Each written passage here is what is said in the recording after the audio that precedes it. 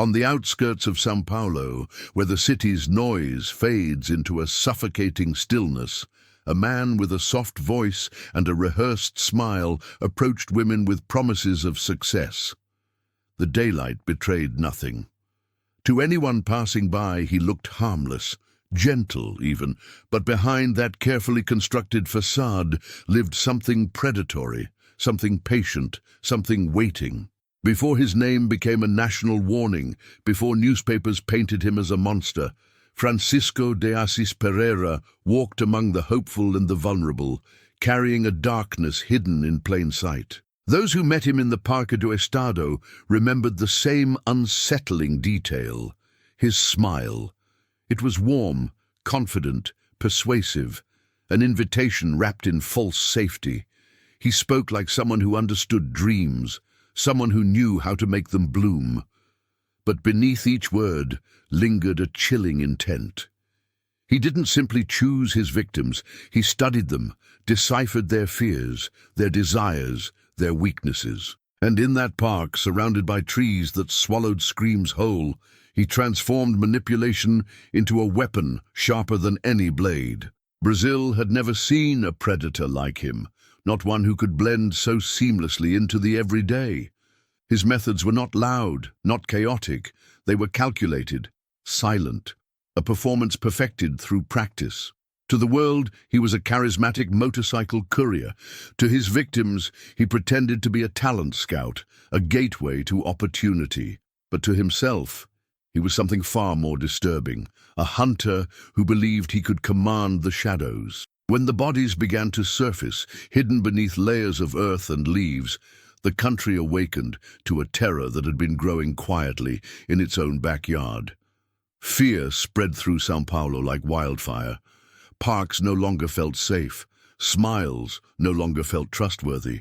And the idea that a man like him could walk freely among ordinary citizens became a nightmare impossible to ignore.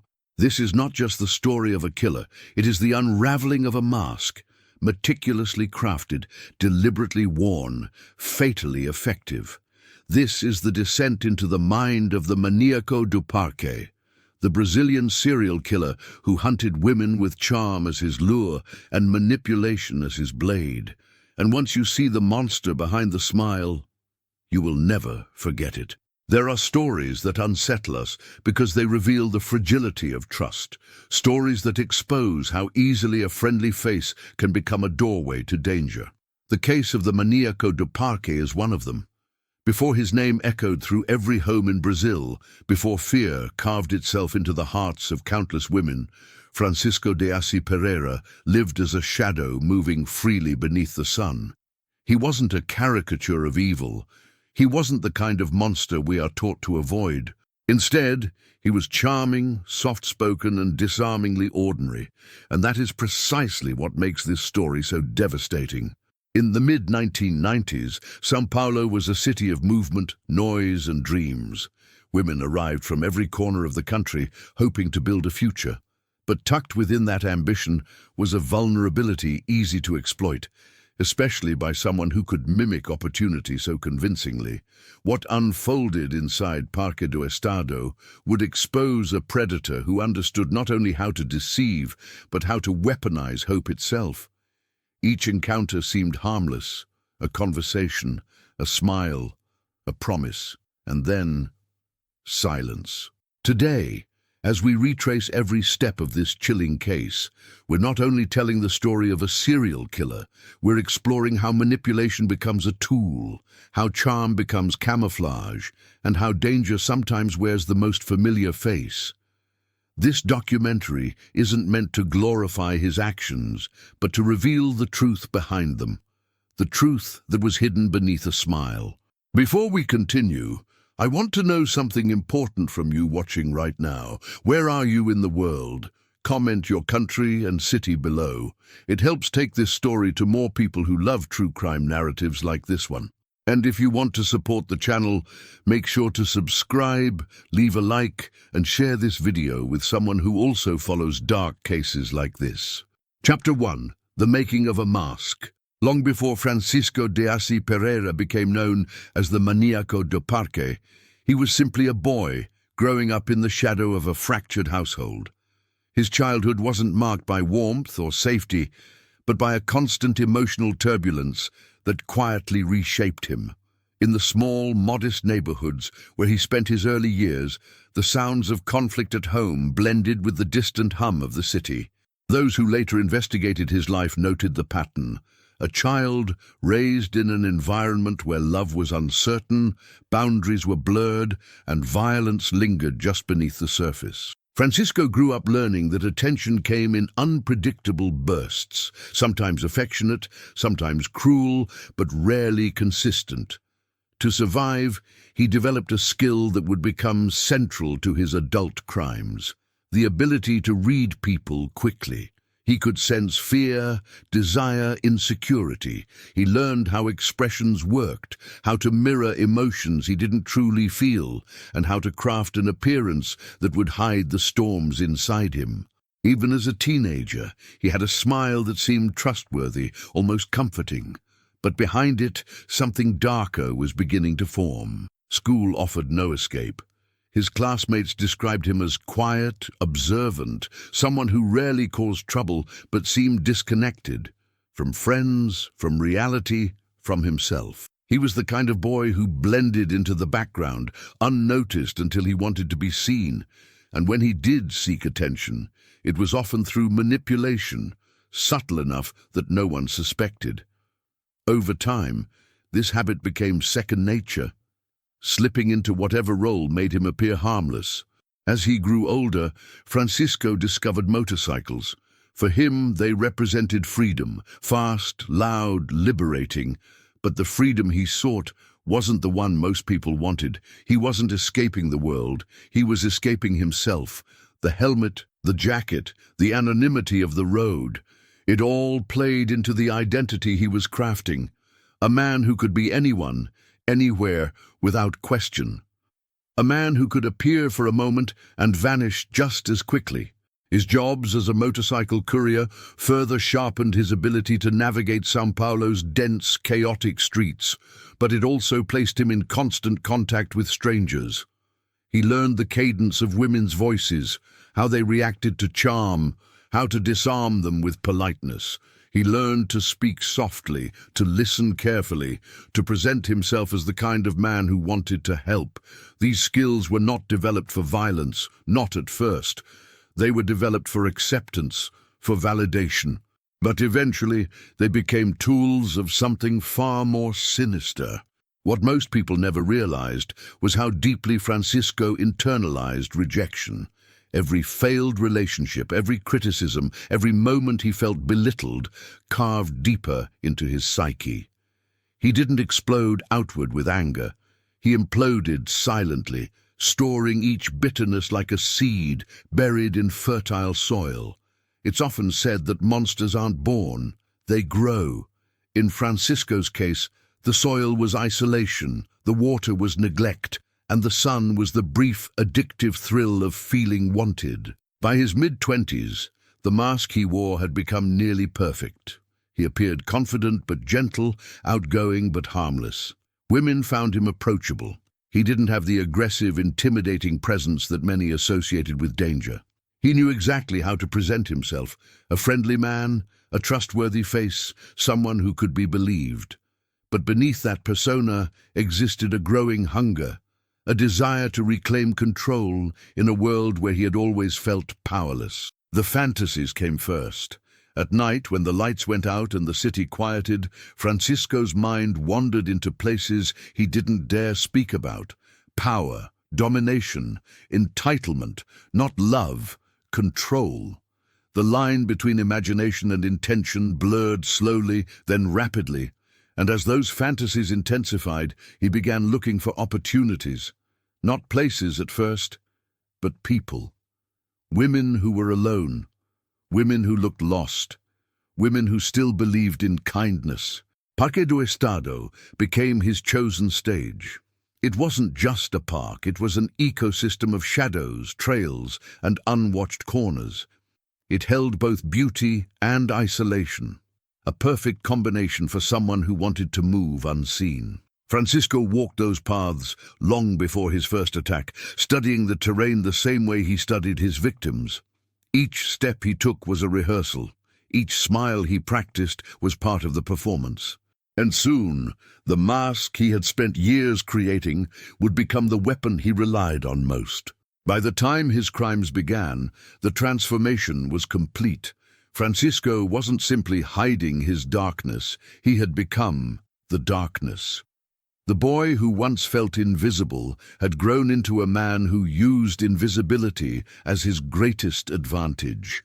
And in the heart of São Paulo, among trees that whispered secrets to the wind, the Maníaco do Parque took his first steps into a legacy of fear the city would never forget. The lure of the promise. By the time Francisco began approaching women in Parque do Estado, he already understood exactly what they wanted to hear. He didn't need force, he needed trust. And trust was something he could manufacture with terrifying precision. His charm didn't shout, it whispered.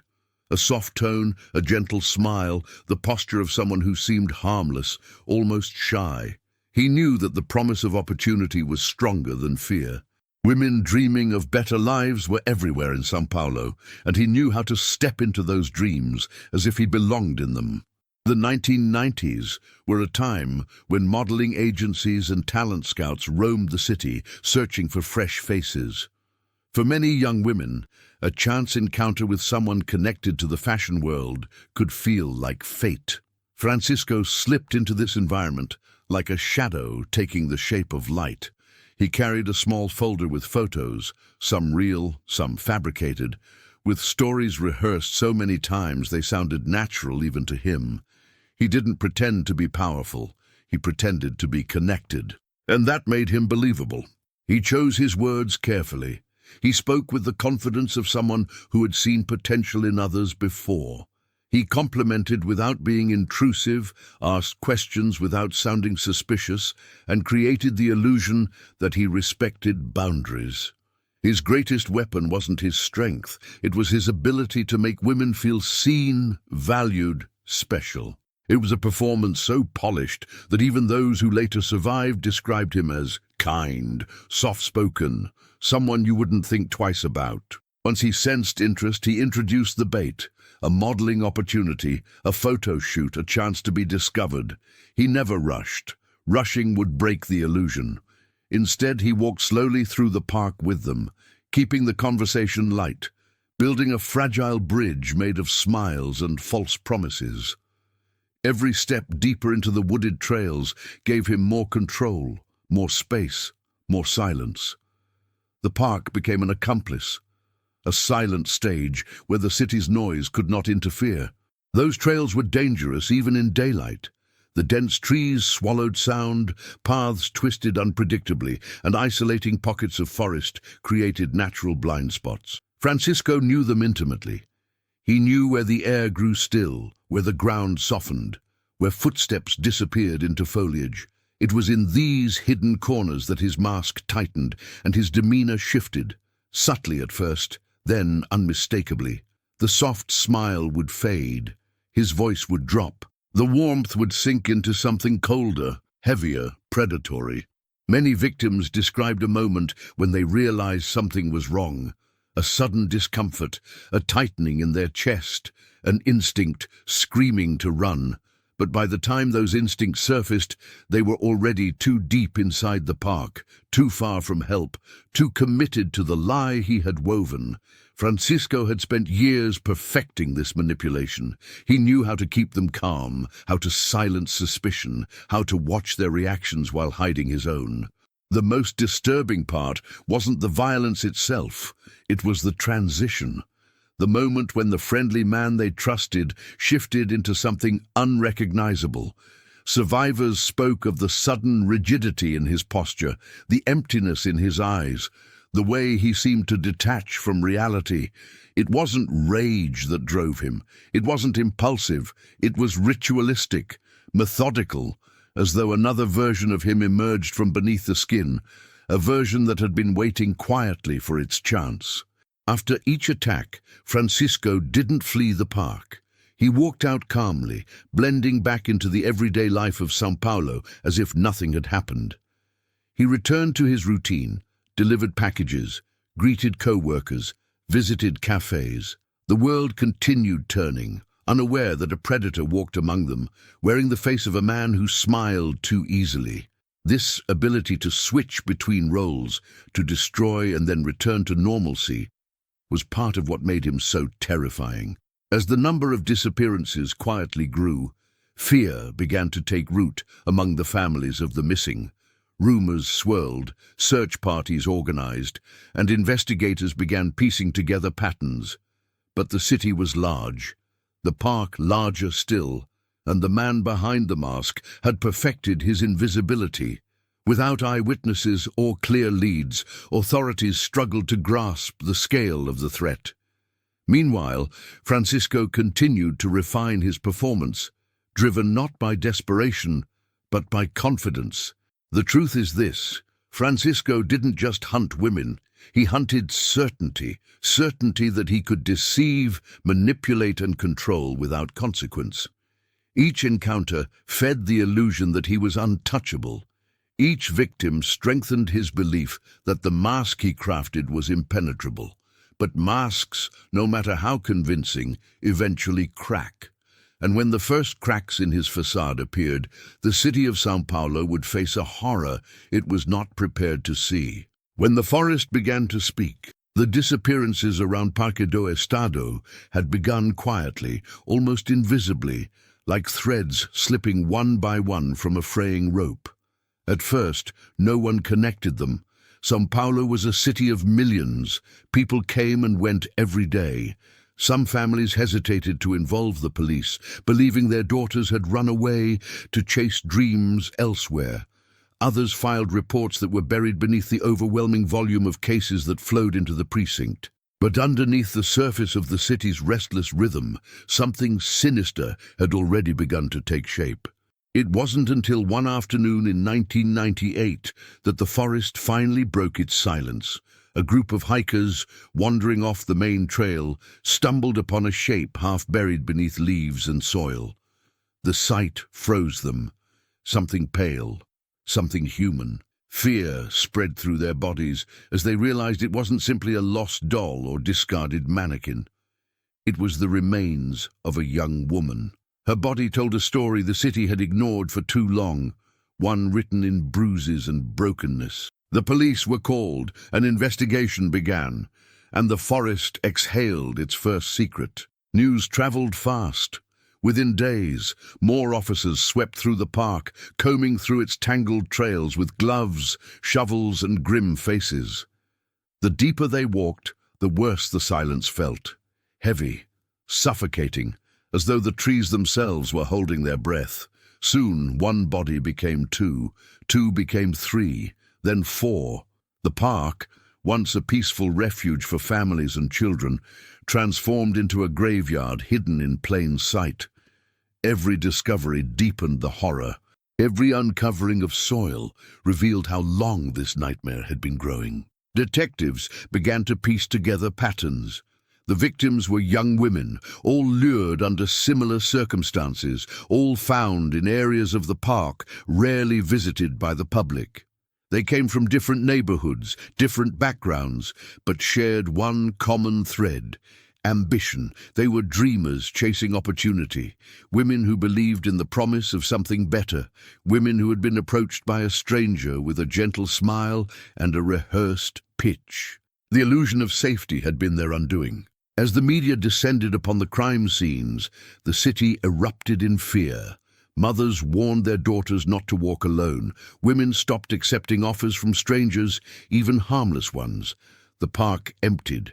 Joggers found new routes. The once vibrant trails grew over with neglect. But fear did something else too. It sharpened memories. People began to recall encounters that once seemed insignificant. A man offering a modeling opportunity, a man who appeared at bus terminals, a man with a motorcycle, and a smile that didn't quite reach his eyes. Police sketched the first rough profile of their suspect. They believed he was calm, organized, and manipulative. Someone who studied his victims, someone who planned each step, someone who blended so seamlessly into everyday life that few would suspect him. The profile didn't just describe a killer, it described a chameleon, a man capable of shifting between identities effortlessly, a man who could kill and then return to his routine as if nothing had happened. A man like Francisco de Assis Pereira. But at that time, Francisco was still invisible. His name hadn't surfaced. Investigators had no face to match the monster they were hunting. And despite the rising body count, he continued to walk freely through the city's streets. Every day he smiled at strangers. Every day he played the role he had mastered. Every day he refined the performance that allowed him to remain hidden. The police were chasing a shadow that knew the terrain better than they did. It was a survivor who finally cracked the silence wide open. A young woman, trembling but alive, stepped forward with a story that matched the others. But hers had a different ending. She had sensed something was wrong just in time. She had run. She had lived. Her testimony gave investigators the first real clues: the man's voice, his motorcycle, his use of modeling as bait, and most importantly, his smile. The same smile that had lured many others into darkness. With her description, detectives began to connect dots that had once seemed scattered. They traced movements, questioned witnesses, mapped out the areas of the park he seemed to favor. The shadow was taking shape. And as the investigation tightened, Francisco felt something he hadn't felt in years: pressure. His mask was beginning to crack, and the air around him grew colder with every passing day. The forest was no longer his ally. It had betrayed him by revealing the truth buried beneath its leaves. But even as the walls closed in, Francisco didn't flee. He clung to his routines, convinced he could outsmart the police the same way he had outsmarted his victims. He believed the mask he wore was still strong enough to protect him. What he didn't know was that São Paulo had finally begun to see the monster behind the smile. And once a city sees the truth, it never looks away again. The mask crumbles. As investigators closed in, the tension in São Paulo grew thick enough to feel. Newspapers published sketches. TV anchors warned women not to walk alone. Detectives worked sleepless nights, driven by a mix of urgency and dread. In the midst of this rising panic, Francisco continued riding his motorcycle through the city, convinced that his smile still protected him. He believed he was untouchable, just another face in the crowd. But the walls around him weren't just closing, they were collapsing. The breakthrough came from a handful of clues that, on their own, seemed insignificant. A partial license plate, a distinct manner of speaking, a pattern in the locations where he approached his victims. Each clue was a thread, and investigators began weaving them together into a net large enough to capture a man who had once moved like smoke. Slowly, his anonymity started to erode. The stories survivors told shared one haunting detail. He spoke softly. He smiled the entire time. What had once been his disguise had become his signature. When the police finally connected the description to Francisco de Assis Pereira, they were stunned by how ordinary he appeared on paper. A motorcycle courier, no history of violent crime, no glaring red flags. A man who had blended into life with terrifying ease, but beneath that mundane exterior lay a predator who had been hiding in plain sight. Detectives began interviewing anyone who had worked with him, lived near him, or crossed paths with him. And the same unsettling portrait emerged again and again: charming, helpful, polite, and strangely detached. Co-workers recalled how he could shift moods without warning. One moment warm, the next distant, like a light switch flipping. Former acquaintances shared stories of manipulation disguised as kindness. Women told investigators about encounters that had seemed harmless at first, but now, in hindsight, felt chilling. The mask was crumbling, revealing glimpses of the man beneath, insecure, obsessive, hungry for control. The image of a harmless courier evaporated, replaced by the growing suspicion that they were hunting a serial killer unlike any Brazil had ever seen. Meanwhile, Francisco sensed the atmosphere changing around him. People seemed more cautious. Women hesitated when he approached. Rumors were spreading quickly. Posters with sketches of a wanted man circulated through neighborhoods, and though the drawings were rough, the resemblance was close enough to raise suspicion. Francisco grew anxious, paranoid, but rather than retreat, he doubled down on his delusion of invincibility. He believed that if he maintained his routine, his job, his behavior, his smile, no one would ever link him to the horrors buried in the park. But the investigation had momentum now. Detectives traced the locations where victims were last seen and identified witnesses who remembered a man on a motorcycle approaching women. Some even remembered fragments of conversations, promises of modeling jobs, compliments about appearance, or invitations to walk through the park. Piece by piece, the investigators constructed a timeline of his movements, and at the center of that timeline was Francisco, radiating danger disguised as charm. The final crack in his mask came from a photograph. It showed Francisco with a young woman, one of his victims, taken just hours before she disappeared. The picture was grainy, but his smile was unmistakable. The same soft, persuasive smile that had lured countless women into danger. The image spread through media outlets, igniting public outrage. For the first time, the country saw the man behind the rumors. He wasn't a phantom. He wasn't a shadow. He was real, visible, and frighteningly ordinary. When Francisco realized his photograph was circulating nationwide, he panicked. The illusion of anonymity shattered. He tried to flee São Paulo, moving through bus terminals and roadside stops, searching for a place to disappear. But even as he ran, he couldn't help clinging to the belief that he could still talk his way out of anything, that his smile could still save him, that the version of himself he had spent years perfecting would protect him from the avalanche of evidence closing in. It didn't. The hunt for the Maníaco do Parque became one of the largest manhunts Brazil had seen. Police checkpoints multiplied. Citizens flooded hotlines with tips. Women came forward with stories they had once been too afraid to tell. The country united not just in fear, but in determination. This time the forest would not remain silent. This time the shadows would not protect him. Francisco's mask, once flawless, lay in shattered pieces behind him. When he was finally arrested, Francisco didn't fight. He didn't scream. He didn't deny. He simply looked at the officers with the same eerie expression he had used to approach his victims, a soft smile that no longer fooled anyone. The monster behind the smile had been exposed, and Brazil would never forget the face lurking beneath the charm. As the handcuffs clicked shut, the performance ended, and the man who once believed he could outwit the world stepped into the spotlight he had spent years avoiding. Inside the monster's mind, after his arrest, Francisco de Assis Pereira entered a new stage of existence, not the shadows of Parque do Estado, but the cold fluorescence of interrogation rooms. For the first time, investigators sat face to face with the man whose crimes had shaken São Paulo. He arrived calm, almost disturbingly composed. The same smile remained on his lips, but the world now understood what hid beneath it. Detectives expected rage, denial, or panic.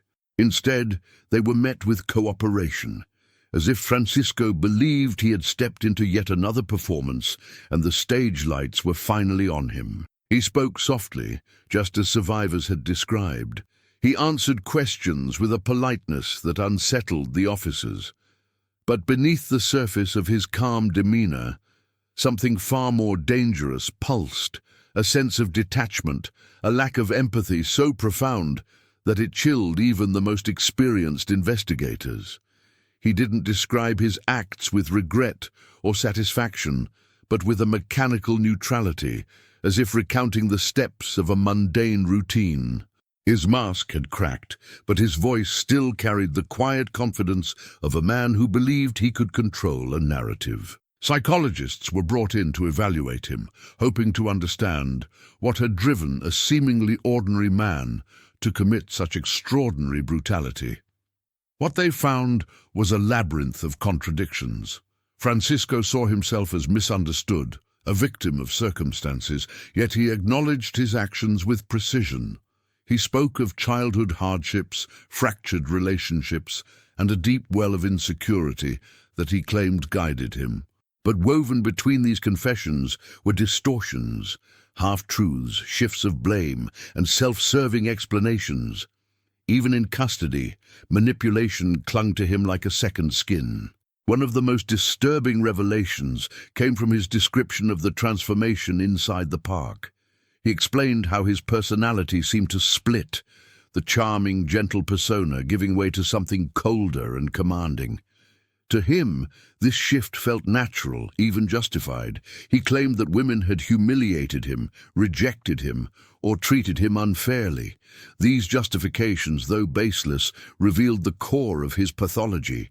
He felt entitled to power, to revenge, to control. His crimes were not acts of passion, but acts of domination. The media erupted as transcripts and recordings leaked.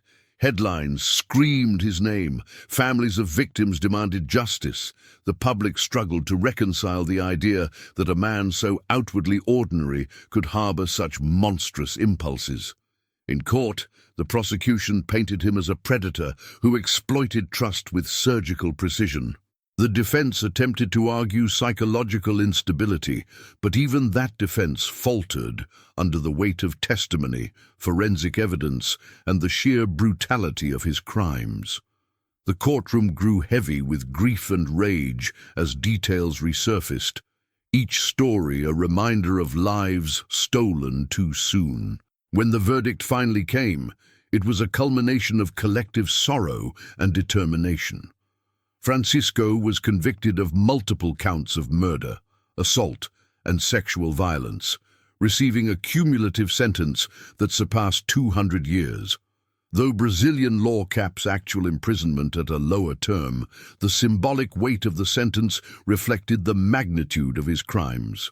As the judge read the verdict, Francisco remained still, expression unchanged. No tears, no anger. Just that same quiet smile, now hollow, powerless, stripped of its influence. Prison life introduced him to a new reality, one where charm had no currency and predators were no longer in control. Yet even behind bars, Francisco attempted to maintain his persona, soft-spoken, calm, introspective. Inmates avoided him, guards observed him closely, and society viewed him as a symbol of the darkest human capability.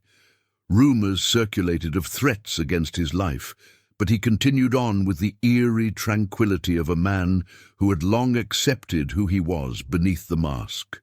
Over the years, interviews and psychological reports attempted to extract understanding from him.